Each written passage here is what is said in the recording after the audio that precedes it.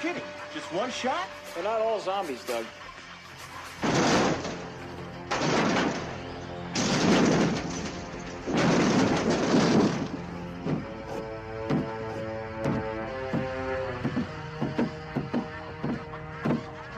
How do you fight this thing? Maybe we could drown it in A1 sauce. Well, sometimes that is better. The person you put up there ain't the person that comes back. It's a dance song to get down with. About 6 feet under. Get there. Ooh, I love this song.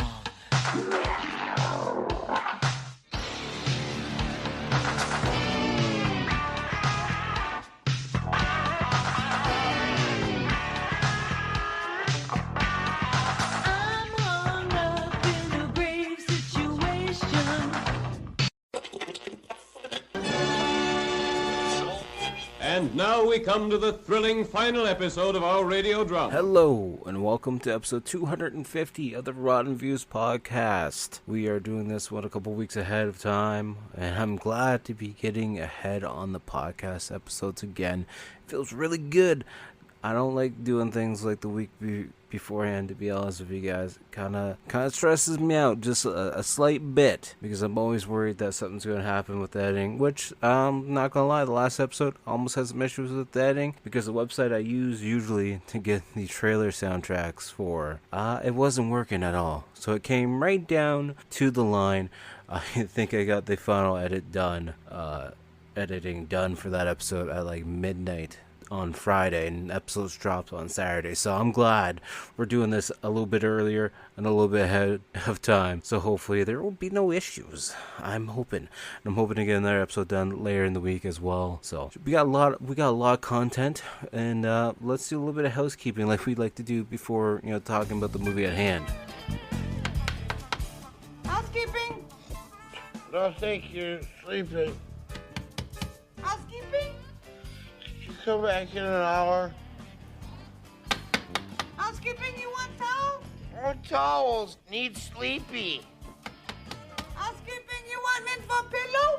Please go away. Let me sleep for the love of God. Just starting out this podcast like beforehand, I just want to say hopefully everything sounds good. I will say I have my fan just lightly on volume 1 because here in Ontario it's getting pretty goddamn hot out and I don't feel like sweating my ass off. So hopefully it sounds good. Yeah, hopefully on like the editing and listening back, like I do stop every now and then to check and listen and see how everything's sounding. So hopefully nothing's too bad. It shouldn't be bad. It's only on one and it's not even really that close to the mic. So hopefully everything's good, but we'll have to wait and see. But, with the housekeeping, as always, depending on whatever podcast platform you listen on, give it a like, give it a share, give it a comment. If you're on Spotify, feel free to leave a star review, 5-star, 4-star, whatever kind of star you want. Even the 1-star and the 2-star, that's okay. I'll only be a little bit sad if you give me a 1-star, but that's fine. I won't put any curses on you this time. I just hope your fan dies while you're sleeping and it's really hot inside your room and you don't have AC. But that's besides the point. But depending on whatever podcast platform you're listening on, feel free to just hit that share button. That share button does help out a lot. It helps me get the podcast out to more people. So share it with your friends, your family, your coworkers, your enemies, your dog, whatever it might be. Maybe they want to listen to it while they're at home and you're at work. Whatever it might be. Just hit that share button. It means a lot to me. And as always, if you guys want some more content, make sure to check out all my social media links. Everything's down in the description below. But it's at Typhonstein. Find me on X, TikTok, Threads, Instagram, Facebook, YouTube. Main thing being that YouTube channel, like I just said. We got the weekly game video that drops every single Wednesday. I have various shorts over there as well. I drop old episodes of the podcast every single Monday. And we'll be doing a lot of live streaming. I pretty much live stream almost 6 nights a week now for about 2.5 hours a night. I usually take Tuesday, Wednesday off, sometimes a day on the weekend as well, but that's usually just to work on podcast related stuff or to get some more artwork out, because you guys should check out the YouTube channel. Like I said, we got a lot of shorts over there. We have the Lunchbox Surprise series that I do every single week. That's for my daughter. Every single week she picks a theme, and I draw not a super detailed drawing by any means, but I do a little drawing. I stash it in her lunchbox. That way she sees it whenever she's out school or daycare or wherever she might be going for the day. They're always cartoon drawings. We did a Lilo and Stitch series for a while. Last couple weeks we've actually been doing SpongeBob because she's really into that. So definitely go check out those cartoon drawings. They're fun. And sometimes I do a live stream where I'm drawing them as well. So it's always a lot of content to look out for. And the last thing to check out is the CWC Canadian Wrestling Championship page. We have an Instagram page as well as the Facebook group, so definitely go check that out. We got more content coming up for that as well. Been doing the weekly wrestler posts, and we got some other wrestling news coming out. Also dropped some merch. We got the black on white shirt and the white on black shirt. We also have the Pride shirt as well. We now have some Canada Day styling hats with the red and white designs, so definitely go check those out. $20 a piece. Hit up either the Facebook group or the Instagram page, or directly just at the website. All the links will be down in the description below,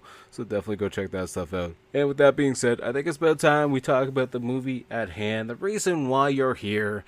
If this is an episode that you searched out, thank you for searching out, and thank you for clicking on this podcast to listen to this movie. If you have it pre-downloaded, I thank you. Thank you so much for, selecting the episodes to download each and every single week. I appreciate that. And we are talking about Massacre in Dinosaur Valley. When I look it up on IMDb, it comes up as Cannibal Firefox 2. I guess it's got two different names. I know it as Massacre in Dinosaur Valley because that's what Tubi says.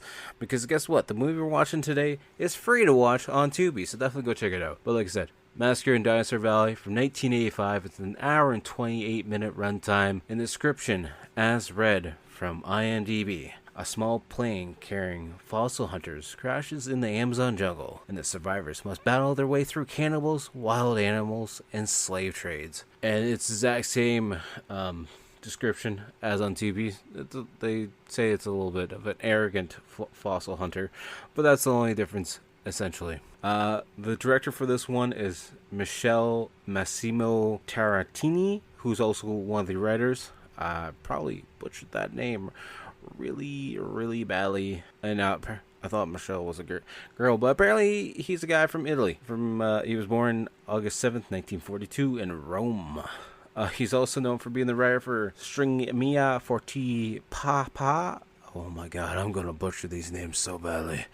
Also, in 1980, he was the writer for Gay Salami. Salome? I don't know. It's a French name. We'll go with it. You know what? We're going to just cut right to the next writer for this one, who is Dardino Sacchici. Boy, oh boy, did I pick a good one to go with today. He was also the writer for 1982's 1990 Bronx Warriors, as well as the writer for 1984's Devouring Waves, and the writer for 1985 Demons. So now we're going to talk about a couple of the actors. We're only going to talk about two of them in this movie because I don't feel like there's really more point in going into more detail on them. The first one we're going to talk about is Michael Sopkiv, who's playing Kevin Hall. He was also Jake the Tiger Sharp in 1984's Blast Fighter. He was Peter in 1984's Devouring Waves, as well as he was Parsifal in 1983's 2019 After the Fall of New York. Another actor or actress we're going to talk about is Suzanne Carvalho, who's playing Eva. I almost said Ava. She's in a lot of Italian stuff. Just going to butcher. In 1983, she was apparently just known as an actress in Professio Mahor. As well, in 1984, she played Angela in Feminine in Fuga. Why do I pick these Italian movies? Oh, they are a butcher on my dumb brain. Let's just be honest. But yeah, I know I jumped the gun a little bit. This movie has a 5.1 out of 10 on IMDb and 32% on Rotten Tomatoes. 79% apparently of Google users have enjoyed this movie. Initial release date was August 13th, 1985 in Italy. I'm going to blame the energy drink that I'm drinking right now for me being all messed up. But let's be honest, I'm not good at reading people's names, so let me know in the comments how badly I butcher them if you know how to read them properly. I'll just look it up on IMDb. That's all you gotta do. But back to the movie at hand. The tagline for this movie is A Journey into the Cannibal Inferno. And apparently some trivia, most of the native cannibals in the movie were played by Brazilian military men who were on shore leave. I guess that's kind of interesting to know. I don't think it really matters that much, but it is what it is. And then the filming locations was actually done in the Amazon rainforest in Brazil, so that's pretty cool. I'm glad. I like looking back at these movies and considering how much work it must have went in to actually get the shots and everything that go with it. So like when I'm watching a bad movie, I try to appreciate all the small things because I know a lot of work and a lot of effort goes into these things. So I don't want to like kind of bash on them too much. I know when I don't like a movie, I'll say it, but at the same time, I'm not really trying to be an asshole about the movie and just say it sucks by any means. I always try to find at least some redeeming qualities of it.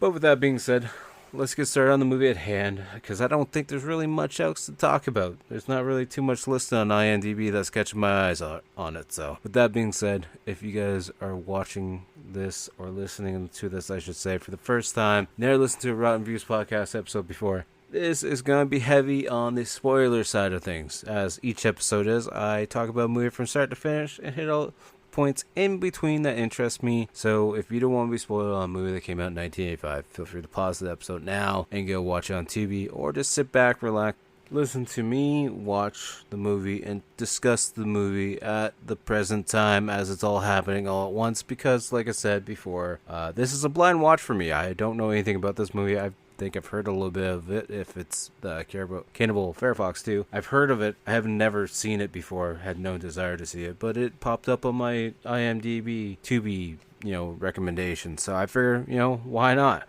Might as well check it out. It's for free, so what's the worst that could happen, right? But as always, if you're listening at home, get comfy, get some snacks, get some treats, whatever it might be.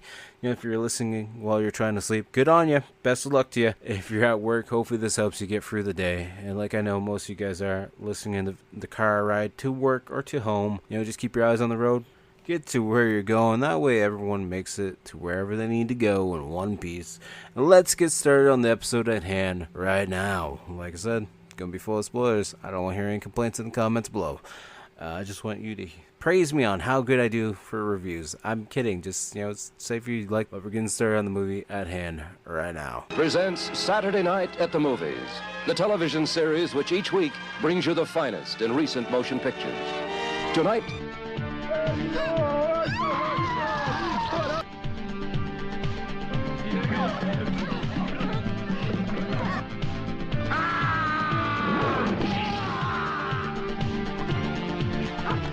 What's wrong? Piranha! Oh, God, no! Cow. Now we're going to have every aquara in the territory down on our backs.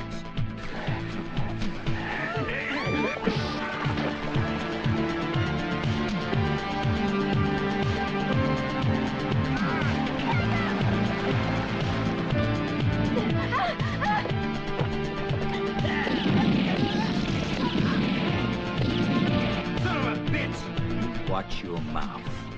Call me a son of a bitch again, you're dead. You hear me?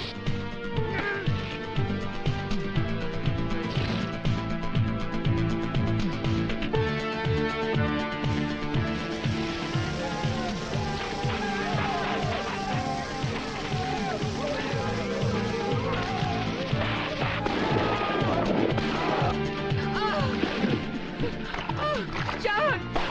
Oh, God!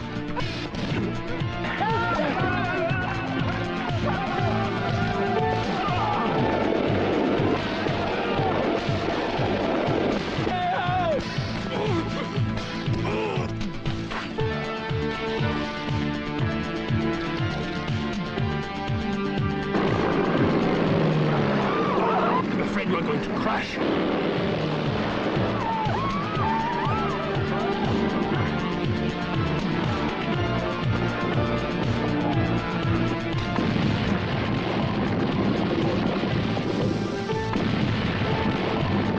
we got the movie starting out with this bus that's driving through the desert. We got some happy music playing. Feels like it's going to be the setup for a really good, movie. And then we just had this basic red, Massacre in Dinosaur Valley font pop up. It's nothing special or fancy. We just see the intro credits starting rolling as we follow this bus to wherever it's going. And then there's an old lady sitting on the bus who's holding a duck for some reason, and I have no idea why, but maybe we'll find out at some point in time. Probably not. It's probably not that important. We see this white old man with a big beard. He's, using his hat to try and cool himself off. He's got this young lady with him as well on the side. And she's got flour in her hair, looking all pretty and stuff. And all the Jamaican guys or Brazilian guys on the bus keep looking at her knees, being like, that's a real good kneecap you got there, lady. So we find out the old guy is Professor Ibanez, and the bus gets to where it's going. All these kids start storming the bus because they're all excited, they're all happy. And there's one guy shows up and be like, all right, kids, shoo. You gotta leave the doctor alone. Come on. You don't want to be scaring him away. So then the professor's meeting with the main clerk at this hotel or whatever they're saying at. And the guy's like, oh, I'm sorry, Professor, we don't have 2 single rooms. So I'm assuming the young lady that's with him is not his girlfriend and is probably his child, most likely. Then we see this sleazy looking guy leaving the hotel, and he's like, come on girls, we got a lot of work to do. And there's 2 younger ladies like, what are you gonna be doing? Then the clerk is like, Professor Bounce, he says he's a fashion photographer, but I'm pretty sure he works in the adult industry, if you know what I mean. So then I see him meet up with Kevin, the main actor for this movie, and he's arriving in the area on a truck that's got a bunch of bananas on it, and he's hauling around this giant wooden crate that has a bunch of fossils inside of it. And it looks like a homemade crate where he just, took some logs, just chopped them in half, tied them up, maybe a couple nails, and then he walks into the motel as well. But the main clerk guy's asleep at the piano. He's like, ringing the bell. He's like, so I just want a room, as he's got a shotgun on his shoulder. And the main clerk's like, so I can't give you a room because we're actually all full up and I don't have any rooms for you. And it's like, you're telling no to this guy who's literally got a shotgun over his shoulder and could probably kill you at any point in time because, the clerk guy is 80. And then we cut over to where the sleazy guy that I said earlier was, and we see these native people circling around the ladies, and they're pulling up the dress and, showing some ass and everything out. And he's like, yeah, he's definitely a fashion photographer, for sure. Yep, 100%. And then randomly the 2 girls go behind a car to go change, where this big guy, Carlito's the driver. They're like, Carlito, you're not going to watch us while we change, right? And next thing we know, we watch people betting on a cockfight. Not male genital fight, like the rooster fight, just to clarify. Because, never know with the movies I watch. So while watching this rooster fight, we meet up with Captain John Hines and his wife, who's trying to divorce him, who looks like she's trying to be the best Timu version of Marilyn Monroe here. And she's not happy because he's an ex-captain now because apparently he lost a job. So she's like, I'm going to divorce your ass. Then this co-pilot guy comes over to talk to Captain Hines, be like, hey, can we go talk somewhere private? I gotta discuss something with you about the flight tomorrow. Apparently we're gonna have this captain or Professor Pedro Ibanez on the plane, and he's gonna want to drop off at the Valley of the Dinosaurs. And while they're talking about this, Kevin Hall is literally just sitting 2 feet from them, being like, that sounds like an interesting place to go. So then Hines goes to walk away to get ready for the night. And Kevin's like, hey, so, co-pilot guy, you're French, huh? He's like, oui. He's like, you're American. Yeah, man. If you can guess what I do for work, I'll buy you all the alcohol you want. And the co-pilot's like, you're a bone hunter. I know what you are. He's like, how'd you know that? Hall keeps trying to convince the co-pilot to let him go. And the co-pilot's like, no, can't. He's like, of course, I figured you'd say that. But, that's also not on your actual trip. And that's also part of the reserve. And you're actually not supposed to land there because that's sacred area. So maybe if I know where you're going, I probably should, tell anyone legally, right? Because that'd probably get you guys in trouble as well. So then the co-pilot's like, you know what? Wait a minute. Second thoughts, you can come. Just don't bring any baggage or anything with you, alright? He's like, no worries. I'll send all my stuff by boat. It'll be fine. Thank you for actually making space on the plane for me to show up, though. Then the fashion designer guy comes back, and he's mad at Carlito, the driver, because apparently the tires, got destroyed on the car, got flat. I don't know what happened to him. Anyways, he's arguing about it. And then this drunk guy starts flirting with one of the ladies to the point where he rips her top off and she has to beat him with her shoe. But then Kevin, throws the guy across the room. And then this big guy comes up. He's like, Gringo, that was my brother you hit. He's like, I'm very sorry for hurting your brother. And he starts walking back, and then he bumps into another bigger guy. And he's like, so I've caused some issues, I see. Because the one guy's like a Mexican, the one guy's African, and then the other guy's in the middle. And then Kevin's like, by the looks of the differences that you guys have, your mother must have been super busy. So then he picks up a chair and goes to beat the one guy with it, and the chair breaks, but he doesn't even drop the guy. So then that guy drops him to the ground, while one of the other guys just picks him up and slams him back down on the ground. Kevin gets back up and tries to spear the African and Brazilian guy, and literally just headbutts him and drops to the ground and falls through a table. And then we just see Kevin flying through the room, smashing through a table, and the hotel owner who's running the bar is like, American's really tough. I wonder why you want to fight those two giant monsters over there like that. That's crazy. You fight those two giant bodybuilders. And now it's later that night. We see Kevin laying in bed. He's sore. He's bruised. He's beaten up. He's been put for the ringer. He got his ass kicked. And then the lady comes in and be like, I never got to thank you for sticking up for me. And then she just starts stripping down, making out with him. Yeah, it sounds about right for this time period of horror movies. So now it's the next day, and Hall is walking into the professor's room where his daughter is in the bath and asking for her father to bring the robe to her. So Hall does it. And we just see a naked lady just standing there.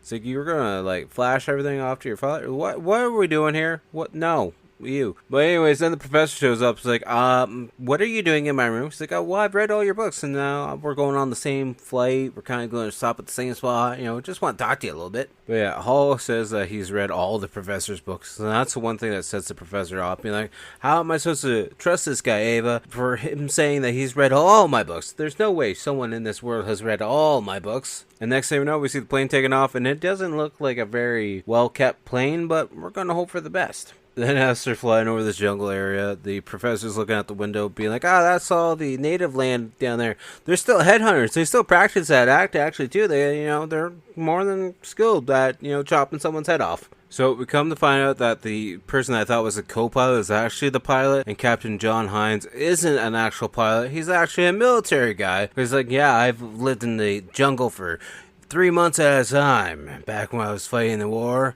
And his wife's all pissed off. She's like, yeah, you just keep glorifying that war about all the people you killed. And then as they're in the plane starts to make some weird sounds. Things start to shake a little bit. Hines tells the captain to keep it straight. He's like, we're in some very turbulent airs right now, and we're going to do the best that we can. Hall finally makes his way to the front of the plane. It's not a big plane by any means, but he doesn't actually have a seat, so he's rolling around on the floor like an idiot as Hines' wife is drinking, being like, yeah, we're all gonna die, yay, finally, about time. Anyways, he makes it to the cabin. The captain's like, something must have messed up the controls, they're not working properly.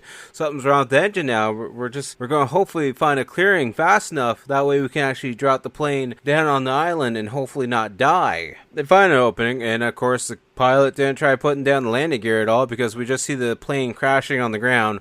It doesn't blow up or anything, but we see a slow motion shot of everyone crashing around inside the plane. The girls are, their chest area are flopping all over the place. And next thing we know, we see the fashion designer waking up being like, oh yeah, I'm bleeding from the head. At least we're not dead though. But apparently Monica is dead, and she's one of the fashion designer ladies. Professor Abines is bleeding from the head, and I'm pretty sure the captain is probably dead as well, because he's slouched over and just bleeding from the head. So then Ava is checking on her dad, being like, he's really badly hurt, we gotta get him to the hospital. And Hall's like, not gonna happen, we're in the jungle. Radio's dead on the plane too. Can't really say that he's gonna get any help anytime soon. He might die probably, to be honest with you. And Hines is like, so, once a plane doesn't show up on time, they'll come eventually look for us.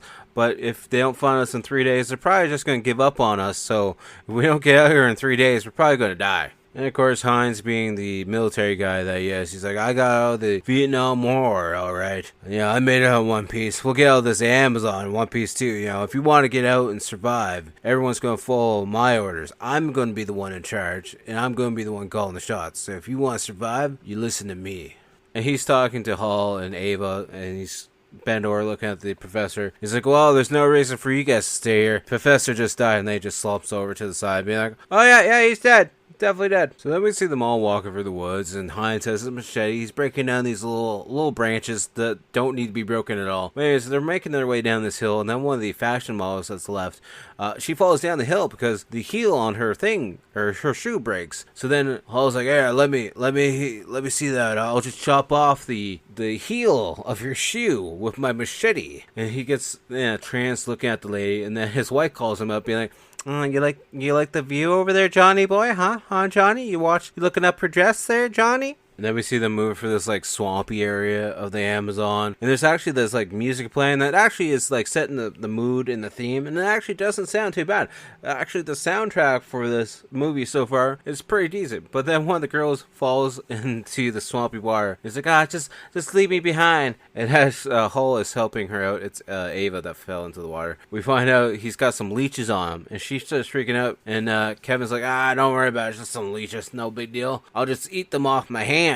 So then they continue the trek, and once they get to the other side of the swampy area, that's when we then see a bunch of sticks with just human skulls all over them. A bunch, there's probably like 20, 30 decapitated, skulls. There's only one of them that has like flesh still on it, but it looks pretty poorly designed. But then there's also like a python moving through the trees as well. It's the first sign of actual animal life that we see in the whole damn movie, other than the rooster fight. Then as they're slowly moving to the edge of this wooded area, we hear the chanting of the tribespeople. And then we have Hines being like, all right, everyone, we gotta get down. We gotta stay quiet. We can't be, letting them see us at all, because if they see us, they're gonna kill us. And of course, they almost get detected because Hines' wife has leeches all over her arm, and she goes to scream. But then the last remaining fashion model lady, who might be Belinda, I'm not really too sure, just like covers up her mouth, being like, "No, you can't make any sounds at all, or they're gonna find out about us." So then John's wife falls to the ground because she's still got the leeches on her arm. For whatever reason, they just left it on her arm. Hall like chewed his off originally, and they're just like, no, we just gotta leave hers on her. Maybe they'll kill her so she'll shut up and not be so annoying. That's not really what they say, but that's my thought, because Hines' wife is absolutely annoying in this movie. So then out of nowhere, Hines gets all pissed off at the fashion designer guy because he's still carrying his camera. He's like, "What? Why does it matter to you? It's not affecting me. It's not slowing me down.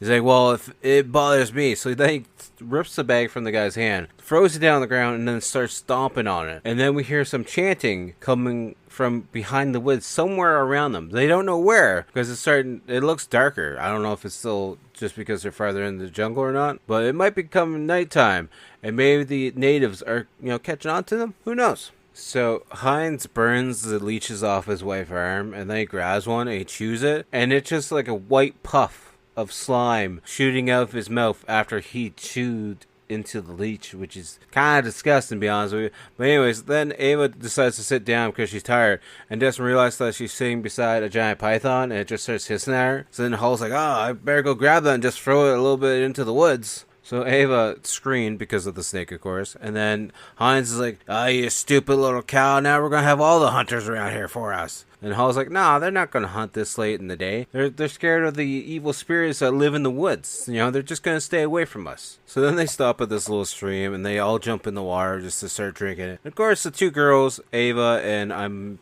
assuming Belinda, maybe? I'm not really too sure. Maybe Belinda is Kevin's wife, or Hines' wife. I'm not really too sure. Anyways, they're wet now, so their shirts are showing some signs of things, and Hines is very stuck on looking at their chest area. Then his wife calls out on it, being like, "Oh, you have the delusions of manhood here in the woods, are you there, Johnny boy? The best you can do is be a dog and chase down a car. All you would do is sniff it and then run away." She's trying to insult him because she's a bitch. That's the type of character she is. Anyways, Hines is like, so we're gonna follow this little stream down. Hopefully it leads to the river.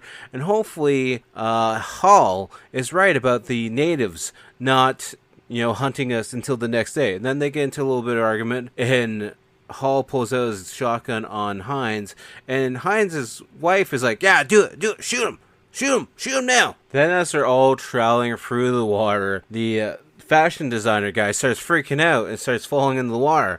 And then Hines is like, it's piranhas, everybody get out of the water, quick. And then we see him struggling to get out of the water as, the water starts to turn right around him. It's like, how did randomly, you guys were walking through the water, and now all of a sudden, it's just him being attacked. Anyways, then Hall pulls him out of the water, but his leg has seen better days, because already you can see the shin bones and everything. And the girls are like, oh, wow, that's crazy. And then the fashion designer guy's like, can somebody help me? Can somebody do something? So then Hines decides to pull out his machete and just stab the guy through the back.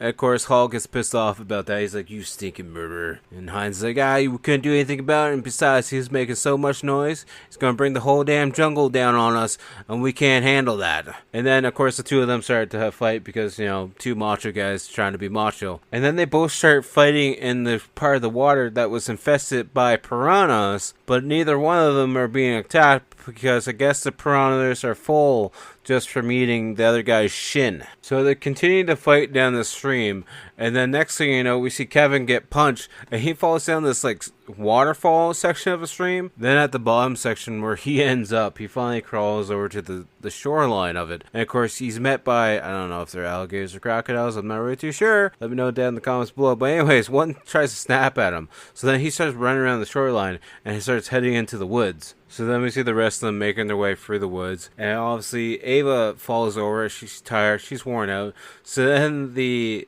fashion designer lady stops to help her. And they finally get back up on their feet and start making their way through the woods. But then they get surrounded by the tribe people. And the tribe people carry them off somewhere. Not sure where, but they're carrying them off somewhere.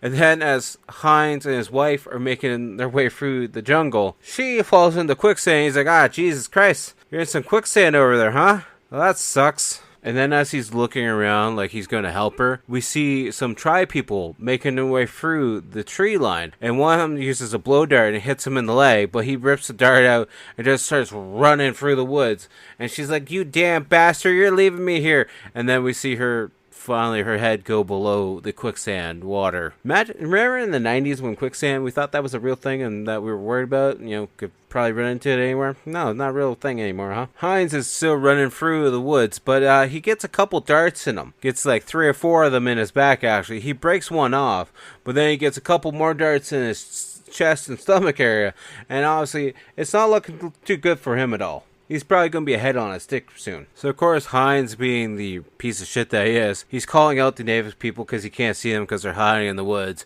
And then the leader of that pack comes over with his big-ass knife and literally just cuts his stomach open, pulls out some intestines, screams up into the sky as he's mauling down on them. And everyone else cheering him on because he did a good job. Then we see the other tribe people. They're taking the hostage, which I believe is Ava and Belinda, through the woods. They got them tied up and stuff. And they walk by Kevin, who's hiding in the woods because, he's still pretty beat up from his little fight they had earlier. But now we cut to the actual tribe home area where we can just assume what's probably going to happen to the girls. The girls are still both tied up. They're on their knees now, while the tribe kids are just playing with their hair, pulling on their clothes, poking them, prodding at them. They're having a good time. I guess it's their entertainment for the young ones. Then there's this tribe guy who's on the shoreline, and he's watching over the canoes. Well, anyways, Hall comes up behind him, takes a shotgun, and chokes him out with it. But then, for whatever reason, he starts pushing all the canoes but one out onto the water. So I guess that's his getaway plan. He's going to hopefully get the girls. All 3 of them are going to sit in the canoe and hopefully, make their way off into the water. Even though, they got, blow darts and bows and shit. So they could probably just shoot them pretty easily. But that's besides the point. That we see some sort of ritual happening with the girls because they're getting their clothes ripped off and they're getting this new native style garments put on them. And I'm not sure if they're going to become part of the tribe or if they're going to become a tribute to the gods. Who knows? I'm kind of wondering at this point in time if they're going to be sacrificed, because they get led to this area that has like these big stone slabs, and then across the top of the stone slabs are a bunch of just cleaned off skulls. And then as we're looking around, there's also like spines and different bones all over the place. And then this tribal chief guy, maybe like a shaman, is making a pattern on the ground in the dirt. I'm assuming it's probably not going to be a good time for them. Then out of nowhere, this pattern that he made on the ground just sets on fire, a bunch of smoke appears, and then this giant guy appears in a cloak with a giant dinosaur-looking skull on top of his head. So then these other tribe guys put the two girls on top of the stone slab, and we just see Kevin watching from above because he's on like a higher area looking down at everything that's going on. And then we see this hand up in the air, and it's like a dinosaur hand, but it's just like a glove. I'm not sure if it's supposed to be a real hand. It clearly looks like a glove. And then he just starts scratching at one of the girls, and she's screaming in pain as the dinosaur hand starts to scrape off her boob. Then this ancient guy takes a skull that's made into a bowl and starts draining the boob blood into the bowl, and then he pours it on the ground. But then somehow Kevin made a grenade, so he throws at the tribe people. They all start freaking out. Then he hops down with his shotgun and just starts blasting at all the native guys. And he doesn't ever have to seem to reload the damn gun, because he just starts dropping these guys one shot after another. He probably shoots like 15 times. And I never see him reload once. Anyways, Kevin saves the two girls, and then we see them all running for the woods as the good music starts to pick up again, and we have the native tribe people chasing after them, of course, and now it's just them running through these rock cliffs and crevices to try and get away from them. So they do finally get to this raft. All three of them get in the raft, and they start, rolling away. And of course, the tribe people have their arrows, and they're trying to shoot at them, but of course, they're not hitting any of the shots. And Kevin stops paddling it for a moment. He's like, it's alright. We're all safe now. As he's paddling, we also see the back of the boat taking on water, but I guess we're not going to worry about that. But then the tribe people come up on the side shoreline beside them, and Ava's like, hey, Kevin, you should look over there. He's like, shit, they're back, huh? Nothing seems to happen at this point in time, and then we see a long shot, like a long wide shot of them going through the windy trails of the Amazon River. And it's actually a really nice shot. And then we come back to them on the boat. And apparently he gave up his vest and his shirt for them so that their lovely lady parts won't be hanging out. And Ava's like, we haven't seen them in a while. Maybe they decided to give up and not chase us down anymore. So then Kevin's, paddling down the river some more. He's like, so I think the tribe's still following us. I think they're still around here somewhere. And the issue is we only got 3 shots left. And then as they roll down this one spot, a net appears on both ends, trapping them in. And then, of course, Kevin takes a shot and he shoots the tribe chief leader. And he drops him to the ground. And then the girls are like, hey, Kevin, it looks like they're leaving. He's like, yeah, I just shot the chief leader. That's why they're retreating for right now. They're worried about it. So then they decide to stop on the shoreline. The girls were actually asleep in the boat. And Kevin, hits the shoreline pretty hard. And wakes them up. He's like, well, we'll take a rest here. We'll stop. And then he's like, oh, well, there's no point in carrying my gun around because I don't have any ammo left on it. He's like, I'm going to go off in the woods and go get us something to eat, all right, guys? And, of course, Ava's like, all right, I'll come with you, too. I don't want to leave you alone. So they decide to leave Belinda, I believe, by herself, and she's just watching me like, "What? Where'd you guys go?" And of course, while on the search for food, somehow Kevin and Ava find themselves on the ground making out with the machete right beside them, because that's what happens in a horror movie when you're being chased down by cannibals. And of course, he starts to open up the vest that's on her because it's his vest, and we see her boobs. And then he's like, "Oh my God, look at that!" And we come to find out he's like looking at the dirt, moving the dirt around a little bit, and she's like, "What is it?" He's like, "It's dinosaur footprints." And then that's when they see a whole pattern of dinosaur footprints making their way in one direction.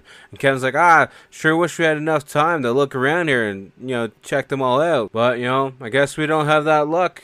That's when we then see 2 guys that are bloody and beaten up and they got chains on them. And they're like, please help us. And then this bigger guy walks out of the woods with a gun being like, don't worry about them. They sometimes run away. They're just slaves. Don't worry about them. What's 2 young people like you doing? Like, this in the woods out here, huh? So then he tells them, like, well, we're running away from native people, actually, to be honest with you. He's like, I've never heard anyone be able to get away from them at all. But, tell me the story so I can try and believe you. I doubt I'll believe you, but go ahead, tell the story. Come to find out, the slave owner guy's name is China, because one of the other bounty hunter guys, or workers, I guess, be like, hey, China, look what I found. I found another blonde lady out in the woods, too. So then China's like to Kevin, he's like, all right, I want you guys to feel like you're home here, all right?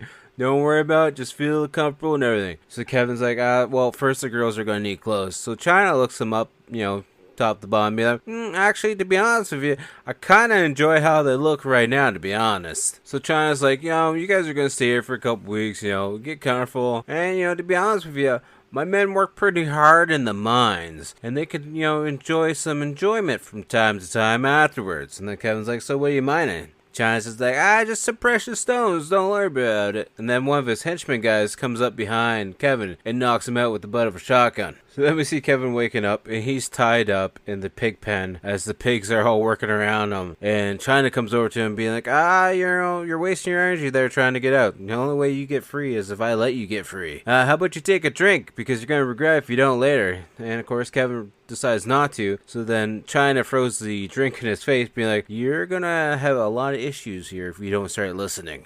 So Kevin calls China a son of a bitch, and China doesn't like that, so he starts slapping around, beating him up, being like, don't you ever call me a son of a bitch ever again. And then a pig just randomly comes over and bites Kevin in the thigh. For whatever reason, I don't know, I guess he's kind of hungry. So then we see China, he's talking on the radio about this helicopter that's coming in tomorrow to grab some supplies and also drop off some supplies. And then China's, secondary lady in command was, having a thing with Belinda, and she's like, if you want out, I will really help you out. And it was all just a setup, because she tells her to run, and of course as she's going to run away, China's watching the whole time, so he just pulls out his gun and just starts shooting her in the back, because he doesn't give a shit. And of course Ava and both Kevin watch it happen, and then Kevin's all pissed off, being like, China, I'm gonna kill you, but we'll have to wait and see if that actually happens. So then China decides to take Ava into his private room.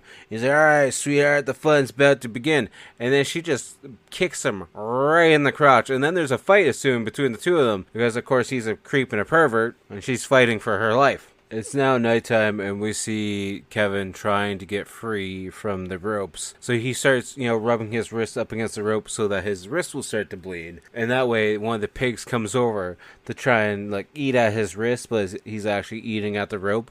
And that way, Kevin can get free. And somehow, as this is all happening, all the slave people are waking up, because I guess they hear the commotion of the pig eating the rope, and they're all just watching, being like, oh wow, he might actually get free. It's now that morning, and China's realizing that Kevin is gone from the little trap that they had set up. So he just then puts Ava into the cage to go up in the air, and the other girls laugh. She's like, hi, your boyfriend's left. And then we see China going into his room, and then a spear hits the wall beside him, and he's looking around being like, where are you, so I can shoot you. And of course Kevin's talking from the woods somewhere. So then, for some reason, Kevin shows himself. He's like, you got 6 shots. You better use them wise. And he just stands there and lets China shoot at him twice. Of course, he's a bad shot, so he misses. Kevin's only armed with these, throwing spears that he's either found or made himself. And for some reason, China and him are having a one-on-one fight. Apparently none of his guys are trying to help him out at all. But as Kevin's making his way around the little fortress that they got, China actually lands a shot and shoots him inside the knee. And but for some reason, they're also calling him China now. But at the beginning, they were calling him China. So I'm not sure why, the difference in name call. But then anyways, Kevin throws a bag at him, a leaf bag at him, and then what looks to be a rattlesnake comes out of it, and he's just staring at it being like, that's not good. So then Kevin's like, you got 1 shot left. Make your choice. Are you going to shoot me, or are you going to shoot the rattlesnake that's beside you? He goes to shoot the rattlesnake, and they somehow China picks up a spear and goes to throw it at Kevin, but Kevin spears him in time before China can even throw the spear off. And then Ava's all pissed off at Kevin because Kevin's not letting her out of the cage yet, because he decides to go free the slaves first before freeing her. Then as all the slaves are running for the woods for freedom, China's men start coming out of the woods being like, all the slaves are free. Let's just start shooting at all of them and killing them all, because why not? And then the guards are like, hey, let's get back to camp to see why all the slaves are free. What happened?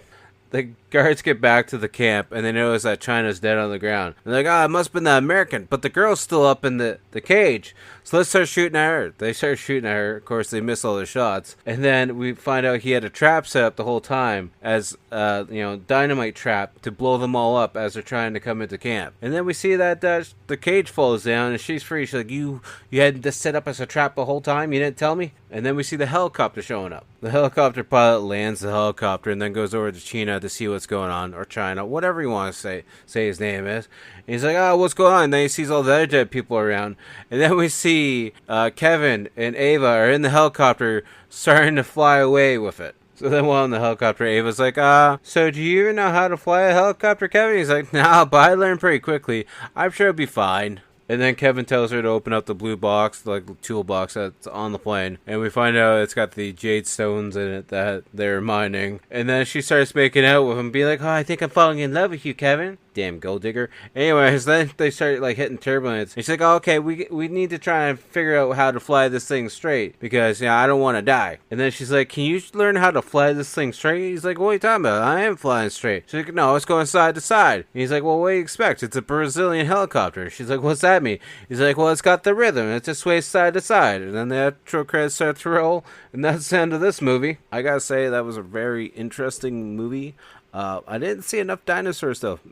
Name in the title is a little bit deceiving. It's called Cannibal Firefox 2 in the other title, but the one that we know it by is Massacre in Dinosaur Valley. They show the mentioning of the dinosaur feet, and then there's that ancient guy that appears, which is kind of cool. He's got like a dinosaur skeleton head on, and then he's got the one dinosaur claw, which I'm not sure if it's supposed to be a glove or he's supposed to have like an actual claw. But he seems to die pretty damn quickly for being this ancient warrior that they gotta summon. But that's besides the point. On the rotten scale of 10, I'm gonna give it a solid 5. I don't think it's anything great. I don't think it's bad though. Nonetheless, I thought it was alright. I'd watch it maybe again sometime in the next 5 years. I don't know. I didn't find it was that bad. It's cheesy, silly.